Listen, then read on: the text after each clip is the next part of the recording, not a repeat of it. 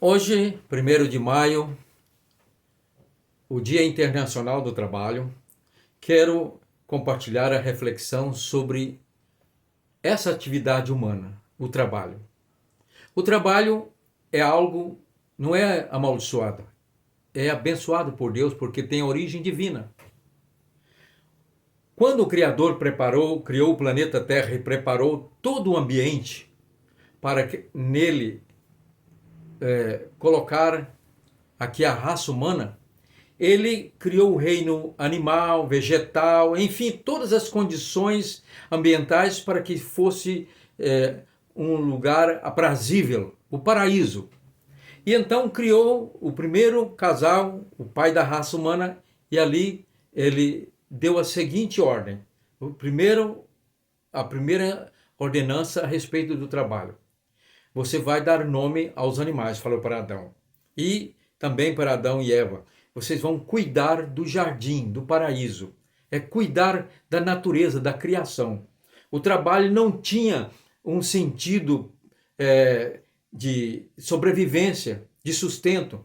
Era algo aprazível, deleitoso, né? Um hobby. E por quê? Tudo que era necessário para o sustento, Deus já havia provido e disse, olha, tudo que é necessário para o sustento de vocês, eu já pus aí no jardim. Toda árvore está disponível para vocês, então, usar como alimento. Com o pecado, a desobediência do plano de Deus, da vontade de Deus, o ser humano trouxe para si a maldição e maldição para a terra. Deus disse para Adão, agora por sua culpa, a terra é amaldiçoada e ela vai produzir espinhos e abrolhos, enfim, na linguagem lá da lavoura. Ela vai produzir pragas. E no suor do seu rosto você vai comer o seu pão. O trabalho agora não passou a ser amaldiçoado, algo amaldiçoado, mas penoso. Uma necessidade para a sobrevivência, o sustento. Agora o trabalho é uma necessidade, não é mais algo, vamos dizer assim, lúdico, como era. E para evitar que isso no futuro viesse a ser uma situação de exploração, como aconteceu, ele estabeleceu no 4º mandamento da lei de Moisés o seguinte: 6 dias vocês vão trabalhar e fazer todo o trabalho, mas o 7º é o descanso. E vocês não vão fazer nada nesse dia, nenhum trabalho. Nem você, nem seus filhos, nem suas filhas, nem seus servos, nem a esposa, é claro, e os seus animais usados lá na tração animal, na lavoura. E então o trabalho é algo que traz benefício, mas se for usado de maneira errada, pode prejudicar o ser humano, como aconteceu na história. E o próprio Senhor Jesus foi um trabalhador, ele trabalhou em um trabalho braçal, era carpinteiro, a profissão do seu pai adotivo, né? E o apóstolo Paulo mesmo recomenda à igreja lá de Tessalônica. Havia uns cristãos ali que estavam vivendo de maneira ociosa, sendo pesado aos outros. Ele disse, olha, vocês não devem ser pesados ao seu irmão. Ninguém deve ser pesado. Se alguém não quer comer, ou melhor, não quer trabalhar, que não coma. Antes, cada um deve trabalhar e produzir o necessário para o sustento. Ele fala, se não me falha a memória, para os Gálatas, ou melhor, para a igreja de Éfeso, que vocês devem trabalhar e produzir o suficiente para o sustento e para ajudar outras pessoas. Portanto, nós temos aí que o trabalho é algo que deve ser praticado e é abençoado, é recomendado por Deus. E temos então os tipos de trabalho. Com o tempo foi se aperfeiçoando. Hoje nós temos, vou destacar apenas 4. Primeiro, o trabalho intelectual. É aquele que envolve as atividades intelectuais, como professor, escritor, etc. Né? Aí temos também o trabalho assistencial, que cuida da assistência, assistir às necessidades das pessoas, como na saúde, um médico, odontólogo, etc.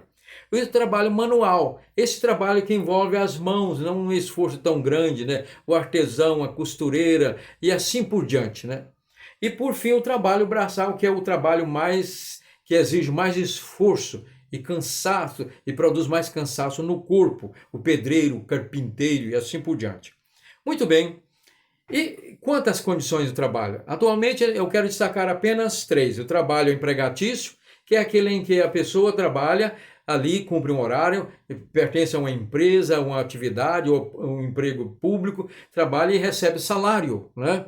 E esse trabalho, o que nós temos aí, que durante a Revolução Industrial se tornou quase que um tipo de trabalho escravo que houve no passado, uma exploração do trabalho de maneira pecaminosa, antiética, imoral, em que alguns passaram a explorar os outros com trabalho escravo.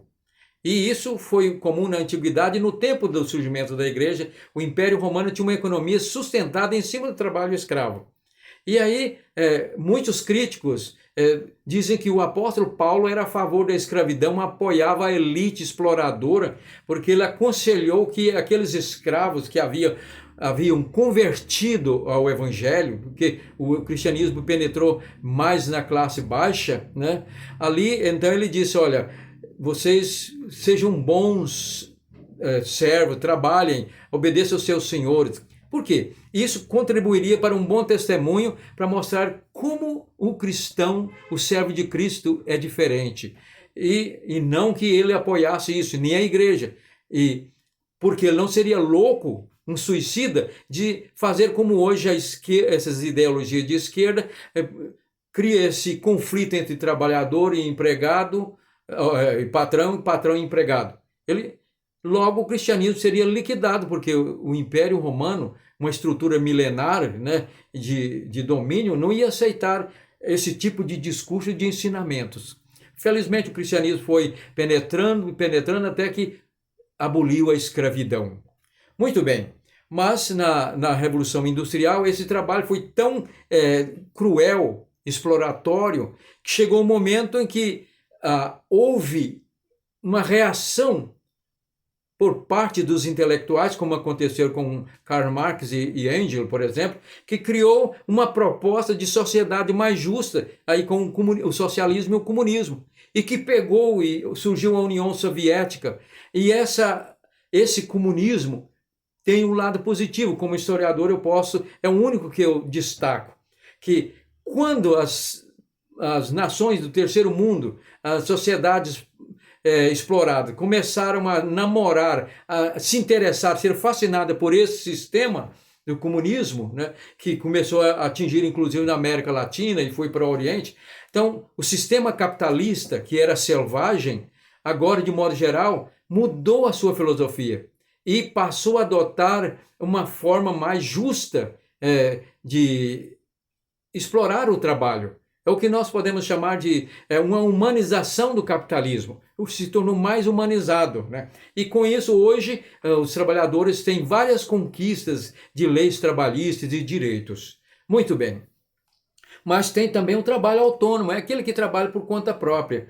Quando eu era professor, eu sempre dizia, tinha aluno que não queria, às vezes, estudar, eu falei, então aprende uma profissão, seja autônomo. Seja o dono de uma oficina de bicicleta, que você é dono do seu tempo, do seu horário. O dia que você quiser trabalhar, você trabalha. O dia que não quiser, você vai pescar, né? Então, esse trabalho autônomo pode ser um trabalho simples ou especializado, uma profissão de alto nível, né? De alto preparo cultural, acadêmico.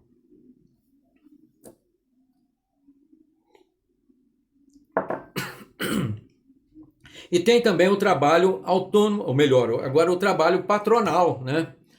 O trabalho patronal é do patrão.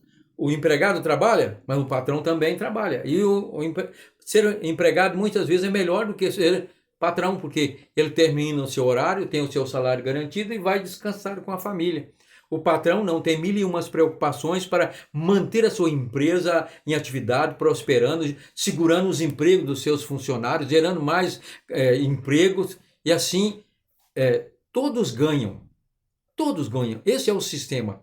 É errado criar essa intriga, essa oposição entre patrão e empregado e vice-versa.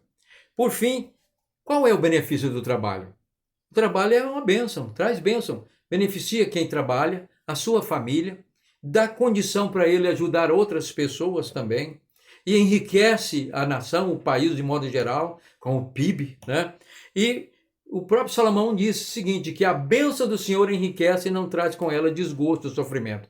Quando o trabalho é feito de maneira honesta, para quem tem vontade de prosperar mais, se torna rico. Isso tem, são vários exemplos que nós temos aí na história.